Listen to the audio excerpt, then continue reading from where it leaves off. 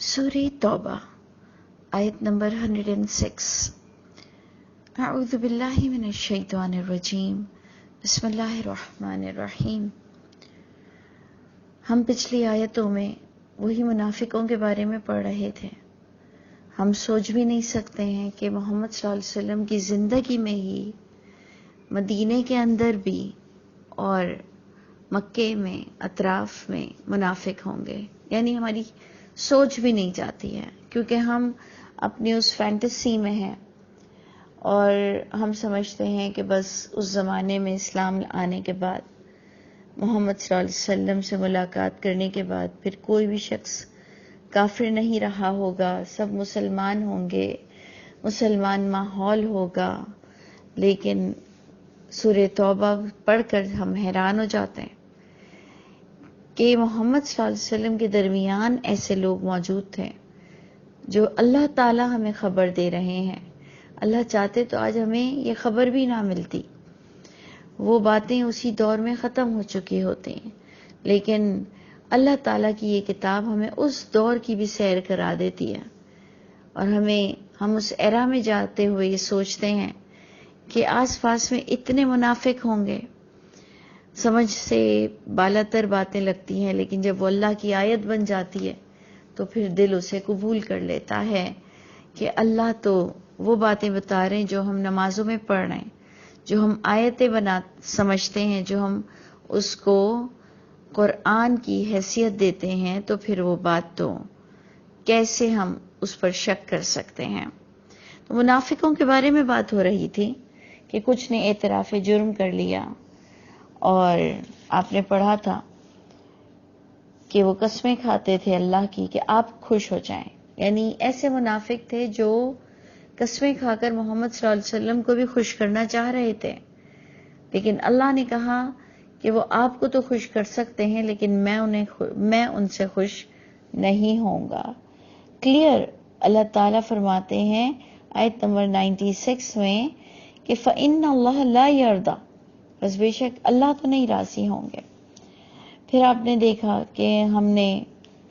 پڑھا کہ یہ اللہ کی راہ میں دینے کو بھی تاوان سمجھتے تھے، لیکن اب جب ہم نے پچھلی آیتیں پڑھی، بالکل کرنٹلی ہم نے جو پچھلی آیتیں پڑھی، ان میں اس گروپ کا ذکر تھا جنہوں نے اعتراف جرم کر لیا،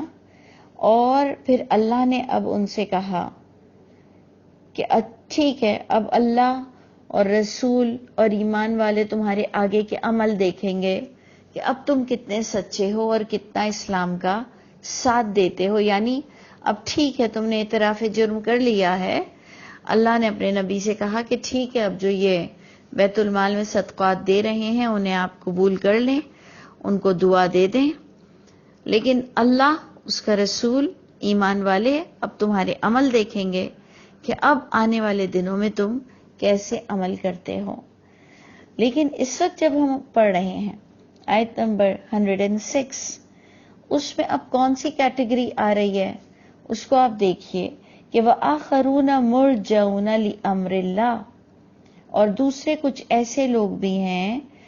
جن کا معاملہ پینڈنگ میں ہے، یعنی اللہ نے ابھی ان کے معافی نامے جاری نہیں کیے۔ اس سے پتہ چلا ان کے معافی نامے جنہوں نے اعتراف جرم کیا تھا، ان میں سے کچھ کے تو معافی نامے جاری ہو گئے، لیکن کچھ کے معاملات کو پینڈنگ رکھا گیا۔ یہ اللہ بتا رہے ہیں کہ ایسے بھی ہوتا تھا کہ سب کو معافی کی خوشخبری نہیں مل رہی تھی۔ ہم تو آج اس دور میں ہیں جہاں پر ہماری کنورزیشن محمد صلی اللہ علیہ وسلم سے نہیں ہو سکتی ہے، ہمیں نہیں پتہ چل سکتا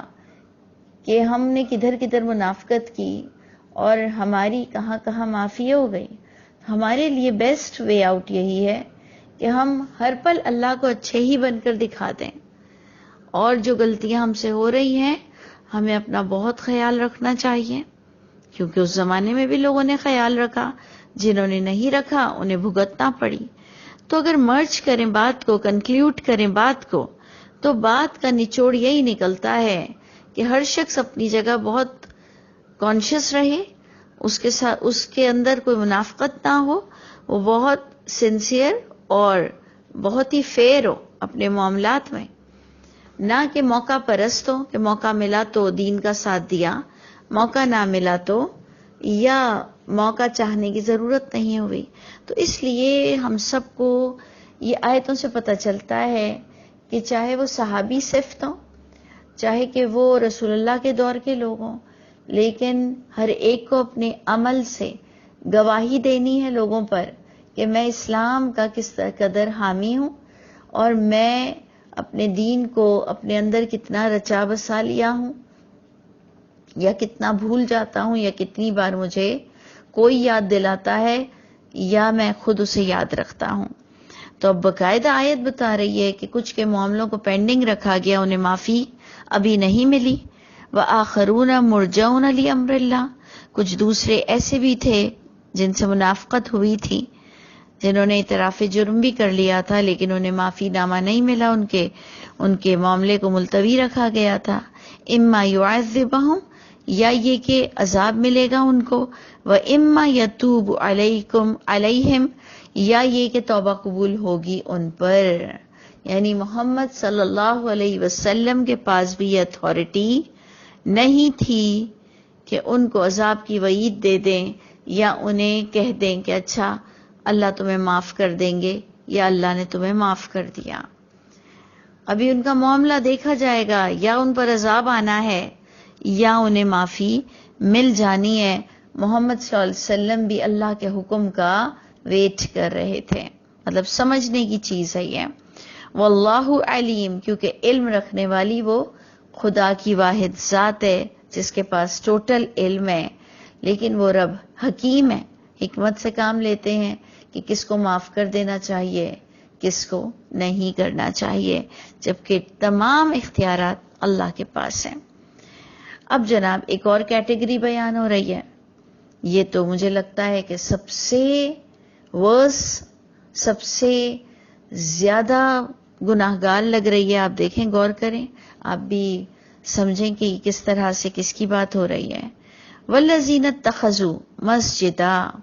وہ لوگ جنہوں نے بنائی مسجد، کیسی مسجد؟ درارا، ضرر پہنچانے کے لیے۔ مطلب میں اس کو کمبائن نہیں کر پا رہی ہوں، اس کا میں کمپیریزن نہیں کر پا رہی ہوں کہ مسجد بنی ہے ضرر پہنچانے کے لیے محمد صلی اللہ علیہ وسلم کے دور میں، اور پوری مسجد بن گئی اور محمد صلی اللہ علیہ وسلم کو علم بھی نہیں ہوا۔ سوچئے، اتنے جلیل القدر صحابہ کرام جن کو ہم ولی اللہ کا درجہ بھی دے دیں تو ایسے ہو، ہاں اللہ کے ولی ہوں گے جنہوں نے محمد صلی اللہ علیہ وسلم کا ساتھ دیا، جنگیں لڑی، اسلام قبول کیا، پچھلی کتابوں سے ٹیلی کیا، اپنے نبی کو نبی مانا۔ ہم کہیں گے یہ تو کیا کریم، کیا اعلیٰ پرسنالٹی ہوں گی، لیکن ان کے دور میں مسجد بن گئی، پوری کی پوری مسجد بن گئی، اور وہ بھی ضرر پہنچانے کے لیے بن گئی، اور کسی کو پتہ نہیں چلا۔ سوچئے، صرف سوچنے کی بات ہے کہ والذین اتخذوا مسجدا، وہ لوگ جنہوں نے بنا لی مسجد، درارا، ضرر پہنچانے کے لیے، وکفرا، اور کفر مچانے کے لیے، کفر کو پھیلانے کے لیے، وتفریقا، اور فرقے فرقے کرنے کے لیے، بین المؤمنین، مومنوں کے درمیان۔ انبلیویبل، انبلیویبل، یہ تو قرآن بتا رہا ہے تو ہم مان رہے کیونکہ ہمارا ایمان ہے، نہیں تو انبلیویبل ہے، ماننے والی جیسی بات نہیں لگ رہی کہ ایک مسجد پوری بن گئی جس کا مقصد ضرر پہنچانا مسلمانوں کو، کفر پھیلانا مسلمانوں کے درمیان، اور ضرر پہنچانا اور کفر پھیلانا، تفریق کرنا، فرقے کرنا مومنوں کے درمیان۔ یو گاٹ اٹ، میرا مقصد ہے کہ آپ نے پایا کوئی پوائنٹ، آپ کو کچھ سمجھ آئی بات کہ ہم جو فرقے فرقے اپنے کر کے بڑے ناز کرتے ہیں، اپنی فرقوں کے نام لیتے ہیں بڑی اداؤں سے، بڑی محبت سے، بڑی عزت سے، بڑے ماشاءاللہ ماشاءاللہ بولتے ہوئے ہم کہتے ہیں کہ ماشاءاللہ میں یوں فرقے سے تعلق رکھتا ہوں، تو دوسرا کہتا ہے الحمدللہ میں فلانے فرقے سے تعلق رکھتا ہوں۔ تو سوچئے کہ فرقوں سے کیا ہوتا ہے، کفر کا نفاذ بھی ہو جاتا ہے اور ضرر بھی پہنچتی ہے دین کو. اس لیے ہمارے نبی کریم صلی اللہ علیہ وسلم نے کوئی محمدی، احمدی، مصطفی کوئی گروپ نہیں رکھا تھا. اگر آپ کو کوئی علم ہو تو بتا دیجئے مجھ کو کہ محمد صلی اللہ علیہ وسلم نے کوئی گروپ نہیں بنایا. اپنی پہچان مسلم کے علاوہ، مسلمان کے علاوہ کوئی اپنی پہچان نہیں رکھی. آنے والے صحابہ کرام، خلفائے راشدین، انہوں نے بھی اپنی کوئی پہچان الگ سے نہیں رکھی کہ جی محمد صلی اللہ علیہ وسلم کے علاوہ بھی ہماری کوئی اور نام کی پہچان ہے، بلکہ محمد صلی اللہ علیہ وسلم کے نام کی بھی کوئی جماعت نہیں بنائی. نہ احمدی، نہ کوئی اور، نہ صدیقی، نہ عثمانی، نہ فاروقی، نہ علوی، کوئی بھی آپ دیکھ لیں کسی نے اپنی جماعت کا نام نہیں رکھا، کیونکہ یہ درمیان تفریق کا باعث ہے. آپ خود پڑھ لیجئے، آیت آپ کے سامنے ہے. پھر اب آپ کو اگر اتراتے ہوئے اپنے فرقے کا نام بتانا ہو تو پھر بتائیے. انشاءاللہ ہم سے تو اگر آپ پوچھیں گے کہ آپ کون ہیں تو ہم کہیں گے ہم مسلمان ہیں. پھر اگر آپ کا سیکنڈ کویسچن ہوگا سنی ہو یا شیعہ ہو، ہم تو اس کا بھی جواب آپ کو نہیں دیں گے. پھر اس کے بعد کی بات ہے کہ حنفی ہو یا شافعی ہو یا بریلوی ہو یا اہل حدیث ہو، اس کا جواب تو ہے ہی نہیں ہمارے پاس. ہمارے پاس تو سنی شیعہ والا ہی جواب نہیں ہے. ہم تو مسلمان ہیں، نبی کریم صلی اللہ علیہ وسلم کو آخری نبی یا آخری رسول مانتے ہیں، قیامت کے قائم ہونے کا ایمان رکھتے ہیں، قرآن کو آخری کتاب مانتے ہیں، اور سب سے بڑھ کر اللہ تعالیٰ کو وحدہ لا شریک مانتے ہیں کہ اللہ کے سوا کسی کے ہاتھ میں کوئی اتھارٹی نہیں ہے. اب جس کو اپنے فرقے کے نام سے اپنی پہچان کرانی ہو وہ بے شک کرا لے، لیکن اللہ نے ہم پر بات کھول دی کہ مسجد بنی ضرر پہنچانے کے لیے بنی، کفر پھیلانے کے لیے بنی. اور یہ کفر اور نفاق پھیلتا ہے کہ جب ہم اور آپ فرقے ہو کر بین المؤمنین، مومن ہوتے ہوئے درمیان میں فرقوں کی کو کیا میں کہوں کہ فرقوں کو وجود دیتے ہیں. وَإِرْصَادًا، اور اس غرض سے بھی وہ مسجد بنی کہ وَإِرْصَادًا، گھات لگانے کی جگہ بن جائے، لمن حارب اللہ ورسولہ من قبل، اس کے لیے جو جنگ کر چکا ہے اللہ اور اس کے رسول سے اس سے قبل. ان کے لیے ایک ٹارگٹ پوائنٹ بن گیا، ٹارچر سیل بنایا گیا. اور شکل کون سی دی گئی؟ مسجد کی. سوچئے، مطلب ایسا بھی ہوا ہے، اور محمد صلی اللہ علیہ وسلم کے دور میں ہوا. اللہ فرماتے ہیں وَلَيَحْلِفُنَّ، یہ لوگ جنہوں نے مسجد بنائی اور یہ قسمیں کھائیں گے آپ کے پاس آ کر. یعنی یہ مسجد بنانے والے اپنی اس بات کو ایڈمٹ نہیں کر رہے ہیں کہ ان کا مقصد کیا تھا یہ مسجد بنانے کا، بلکہ وہ قسمیں کھائیں گے آپ کے پاس آ کر اور کہیں گے ان اردنا الا الحسنى، نہیں تھا ہمارا ارادہ مگر سب بھلائی کا ارادہ تھا، ہمارا کوئی ارادہ نہیں تھا. قسمیں کھائیں گے کہ ہم کبھی بھی تفریق نہیں چاہتے ہیں، ہم کبھی بھی کفر نہیں پھیلانا چاہتے ہیں، ہم کبھی بھی منافقت اور ضرر نہیں دینا چاہتے ہیں، ہم منافق نہیں ہیں. یہ تو اللہ تعالیٰ نے ہمیں بتایا ہے. بخدا اگر یہ بات کسی کتاب میں لکھی ہوتی تو کم از کم میں تو مانتی ہی نہیں، کیونکہ آپ کو کم از کم میرے بارے میں اتنا تو علم ہو چکا ہوگا کہ کوئی بات اگر تواتر یا اجماع سے بھی آ جائے، لیکن اگر وہ اللہ کی کتاب کے خلاف جا رہی ہو تو مجھے اس سے کوئی غرض نہیں کہ سامنے لاکھوں کروڑوں لوگ کھڑے ہوئے ہوں اس کو ایڈمٹ کر رہے ہوں. اگر وہ قرآن سے کانٹرڈکٹ کرے گا تو میں اسی کے ساتھ جاؤں گی. تو آپ سوچئے کہ اگر یہ بات مجھے قرآن نے نہ بتائی ہوتی کہ محمد صلی اللہ علیہ وسلم کے دور میں بھی ایسی مسجد بن گئی اور نبی کو پتہ نہ چلا اور انہیں وحی کے ذریعے سے بتایا گیا کہ یہ پوری مسجد بن چکی ہے، اب آپ اس میں کھڑے مت رہیے گا. اب یہ دوسرا پارٹ ہماری ڈسکشن کا شروع ہو جائے گا کہ آپ اس میں کھڑے مت رہیے گا. تو پھر ہم فرقے آج کے دور میں ہو جاتے ہیں. اس آیت کی غلط انٹرپریٹنگ کرتے ہوئے. یہاں تو آپ کو بتایا، پہلے یہ گیا انٹروڈکشن دیا گیا کہ ایک مسجد بنی تھی جس کا مقصد بہت ہی خطرناک تھا، اور بنانے والوں نے، جو کہ ہم اس دور کے ہر لوگوں کو صحابی بنا دیتے ہیں، جبکہ نیک لوگ ہی صحابی کے رتبے کو پہنچیں گے. یہ بات تو آپ اچھی طرح جانتے ہیں کہ ہمارے پاس ایک ڈیفینیشن ہے کہ جس نے محمد صلی اللہ علیہ وسلم سے ملاقات کی مسلمان، وہ صحابی کہلاتا ہے.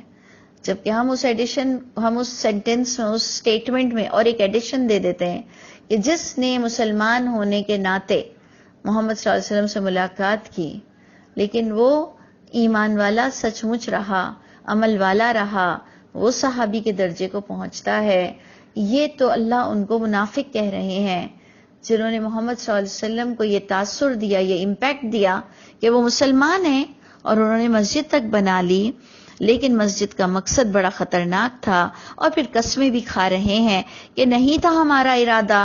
مگر نیکی کا تھا. تو اللہ تو علیم اور حکیم ہے، اللہ تو بے انتہا اچھی طرح جاننے والے ہیں. اللہ نے ہم پر بات کو کھول دی کہ یہ قسمیں جھوٹی کھائیں گے اور کہیں گے ہمارا ارادہ تو احسان اور نیکی کا تھا. اللہ واللہ یشہد، اور اللہ تعالی وہ گواہی دیتے ہیں، واللہ یشہد انہم لکاذبون، بے شک یہ جھوٹ بول رہے ہیں. یہ اللہ نے ہمیں اتنی اندر کی بات بتا دی، یہ اللہ نے ہمیں اتنی بڑی بات بتا دی. نہیں تو آپ خود سوچئے کہ کوئی قسمیں کھائے خدا کی اور آپ اسے جھوٹا بولیں، ایسا کیسے ہو سکتا ہے؟ ہمیں تو یہ رائٹ بھی نہیں ہے، ہمیں تو یہ ایسا کرنے کا حکم بھی نہیں دیا گیا کہ کوئی آپ کے پاس اللہ کی قسم کھا کر اپنی بات کو کلیئر کرے اور ہم کہیں نہیں جی نہیں، تم جھوٹے ہو، تم منافق ہو.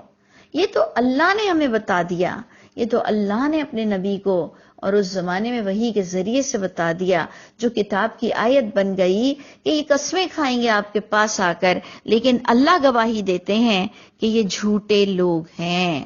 ہم تو یہی اتنا سن کر ہی دھک سے رہ گئے کہ ہم تو کسی ایک پر بھی شک کرنے کی جسارت نہیں کر سکتے، ہم تو ایک پر بھی شک کرنے کی جسارت نہیں کر سکتے ہیں. ہم تو کسی کا نام بھی حدیثوں میں آتا ہے تو ہم لینے کی جسارت نہیں کر سکتے ہیں کہ نہیں کہیں اللہ ہم سے ناراض نہ ہو جائے، کہیں یہ محمد صلی اللہ علیہ وسلم کے سچے ساتھی ہوں اور ہم نے کہیں ان کا نام غلط تو نہیں لے لیا. تو اس لیے اللہ تعالی ہم سب پر رحم فرمائے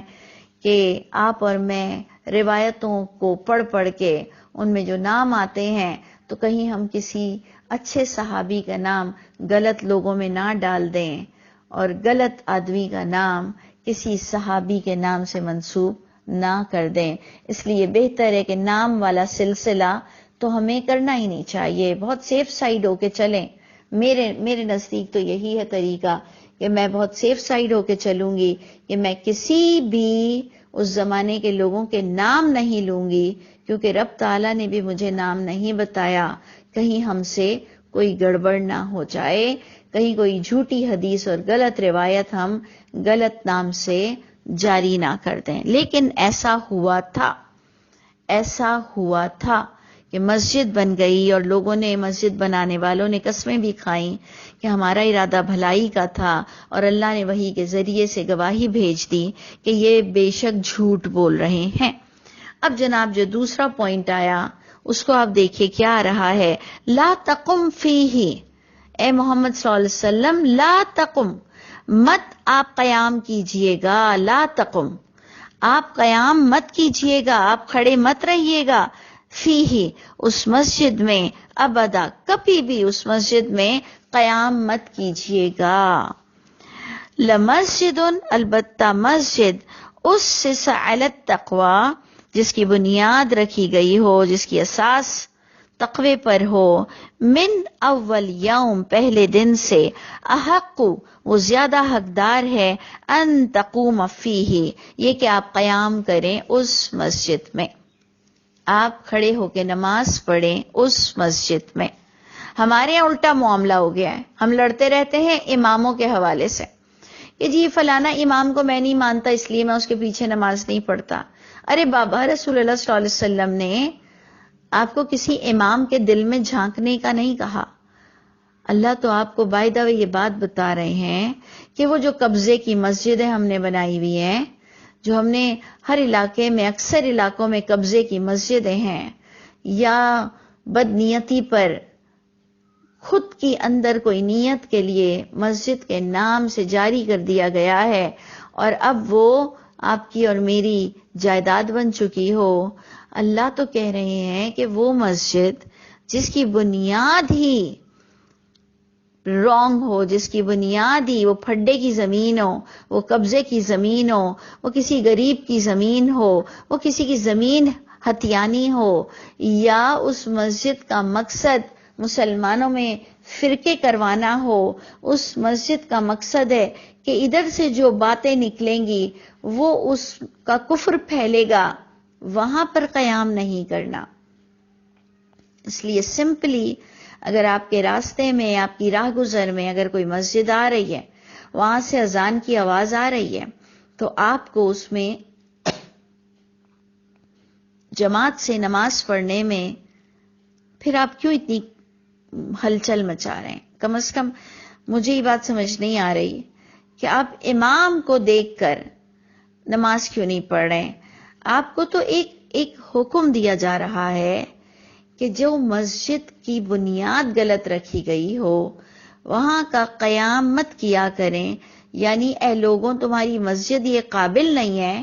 کہ یہاں جو تم سمجھ رہے ہو کہ میں نے قبضہ کیا ہوا ہے مسجد پر، تو کم از کم جمعہ ہوگا اور لوگ مسجد میں نماز پڑھیں گے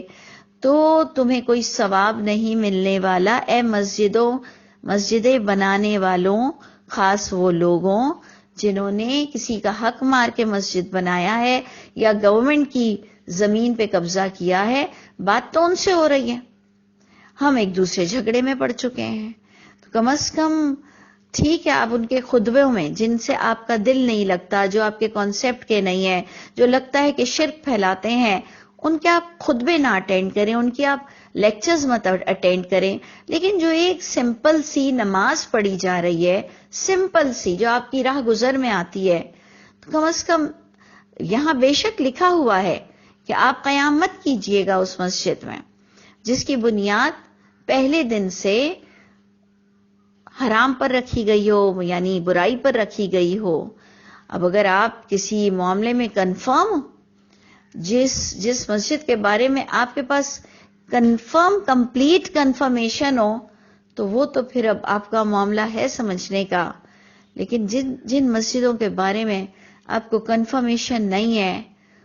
اس کے صرف امام کو کہ وہ آپ کی مسجد کا نہیں ہے، پھر جماعت کی نماز چھوڑنا، میں سمجھتی ہوں اس کی پھر حقیقت نہیں ہے نا. یہ تو اللہ کہہ رہے ہیں کہ آپ کو جہاں یقین آ جائے، یقین ہو، آپ کی آبزرویشن میں ہو کہ یہ مسجد کی جگہ ہی غلط ہے،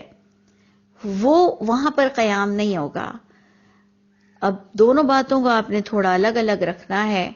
اور پھر آپ نے دیکھنا ہے کہ کہاں پر آپ انڈیویجولی نماز پڑھیں گے اور کہاں بائی دا وے جماعت کو جوائن کرنے میں کوئی قباحت ہے یا نہیں ہے. وہ اب آپ پر انحصار ہے. اللہ تعالی ہم سب کی مدد کریں، ہم سب کو شرعی صدر کریں کہ ہم آیت کی صحیح انٹرپریٹنگ کریں. لیکن آپ اس آیت کو بہت غور سے سمجھیے گا. ادھر میں اینڈ کر رہی ہوں کہ آپ نہ کھڑے ہونا اس مسجد میں کبھی بھی، البتہ وہ مسجد جس کی بنیاد تقوی پر رکھی گئی ہو پہلے دن سے، وہ مسجد زیادہ حقدار ہے ان تقوم فیہ، یہ کہ آپ قیام کریں اس مسجد میں، فیہ رجال، کیونکہ اس میں ایسے لوگ ہیں یحبون ان یتطہروا، وہ پسند کرتے ہیں یہ کہ وہ پاک رہیں شرک سے، کفر سے، نفاق سے. جو لوگ شرک، کفر، نفاق، بدعت، برائی اس سے پاک رہنا چاہتے ہیں، اور آپ ان لوگوں کو پہچانتے ہیں اور آپ کو پتہ ہے مسجد بہت ایمان کے ساتھ بنائی گئی ہے، تو اللہ فرماتے ہیں کہ ادھر قیام کرنا کوئی مسئلہ نہیں، اور اللہ تو پسند کرتے ہیں واللہ یحب المطہرین، پاکیزہ لوگوں کو جو شرک، نفاق سے پاک ہوں، اللہ ان سے بڑا پیار کرتے ہیں. بڑی محبت کرتے ہیں۔ اللہم اجعلنا من التوابین وجعلنا من المتطہرین، اے اللہ ہمیں توبہ کرنے والوں میں سے کر دیجئے اور ہمیں پاک صاف عقیدہ رکھنے والوں میں سے بھی کر دیجئے گا۔ اللہ تعالی ہم سب کے حامی و ناصر ہوں۔